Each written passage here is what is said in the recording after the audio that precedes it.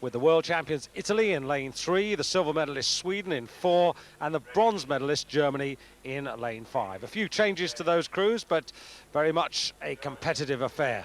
Sweden still looking for their first medal of these championships. The only new crew here are Austria. No one from that crew were here last year. But all these people have raced each other before. It's Britain on the near side. And then Austria, gone out very, very quickly indeed. Italy, the world champions, in lane 3.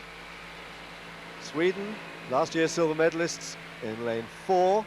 Outside them, Germany, getting into a nice rhythm there, good run. And right outside there, France, in lane 6. Now here are the British quartet: Andrew Sinton, Chris Long, Chris Elmet, and Stuart Whitelaw. 5th in the final last year. Can they improve on that? Well, they've been battling hard. They did well in their heats, but and they're up here with the leaders right at this moment. But they're in very, very hot company. The Italians are tremendous in quadruple sculls, very, very experienced. But Austria doing very well. At 2, Faderbauer is the brother of the Austrian heavyweight single sculler, and they are in the lead. Far side, the French, heroes of the first day with 3 gold medals.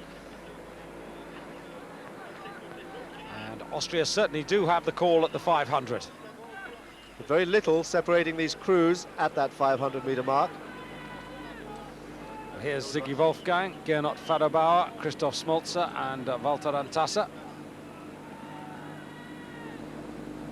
And as you said, they were not in the final last year. Italy won last year, Australia in 91. Italy again took the title in 1990, and Germany were the winners in 1989. Well, they're still moving away from Italy, last year's world champions, and Sweden. And they've got a boat running very, very well indeed. They've got a very good rhythm going for them. Britain just beginning to fall back now. Good for the first 500 meters, but they're just beginning to lose pace, and they're in last position.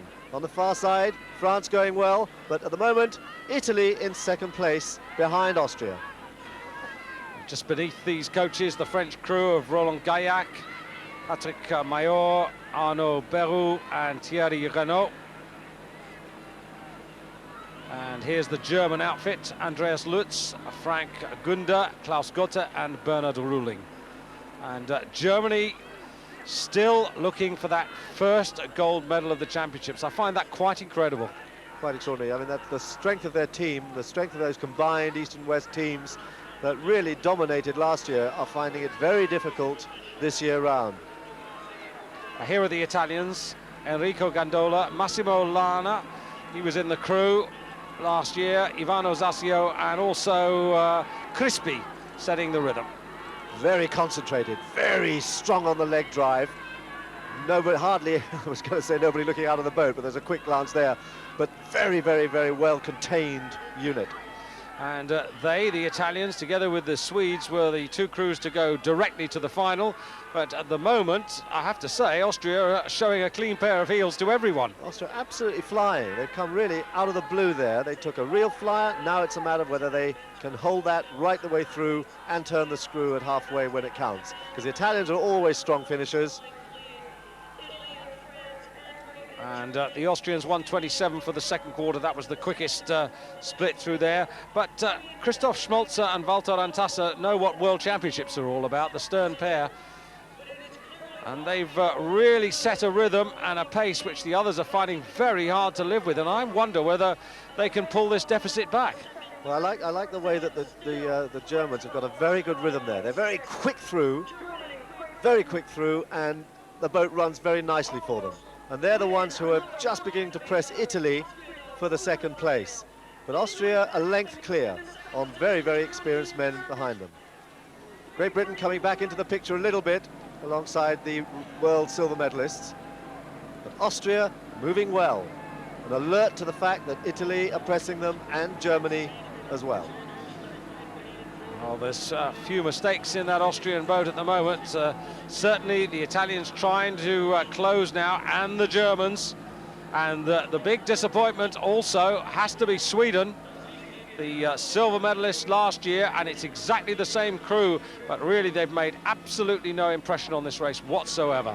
And we really are into the final part of this race now. And is this going to be Austria's first moment of joy? Well, look how well together those catches are. They're not all that well together as they slide forward, but the catch is really hard, very aggressive. But here come the Italians, fast finishers, really, really hauling it. But Austria sharp and hard on the catches and holding their finishes well, keeping the blades buried. Boat moving well, surging well, but Germany on the far side. Germany moving very well indeed. In fact, Germany probably just past Italy, pressing Austria now, pressing Austria as they come up to the last few strokes. Austria holding on. Very close between the other two, though, as they come stroke for stroke. It's Austria certainly striding for gold, but Italy and Germany absolutely locked together. Gold to Austria, and too close to call. Fantastic finish there, fantastic late surge from Germany. And the photo finish will have to sort that out in terms of silver and bronze, but a mighty impressive row by these chaps. Yeah, absolutely no mistake about the winners there. I'm not sure what happened to his scull, why he's taken it out, but worthy, worthy winners. Came from nowhere and just took the race apart. So Austria on the medal table for the first time, and the margin of victory pretty decisive, but this is the one I want to look at, Dan. What do you make of this? Well, it's impossible to tell. It's impossible to tell. I would say a dead heat. We'll have to wait for the photograph, but that was as close as you can get. Well, Italy, who looked to be overhauled, suddenly found enough to hold on. Perhaps the high angle again. Still, that tells us nothing, to be honest. Fourth on the top of your picture, France, respectable row by them.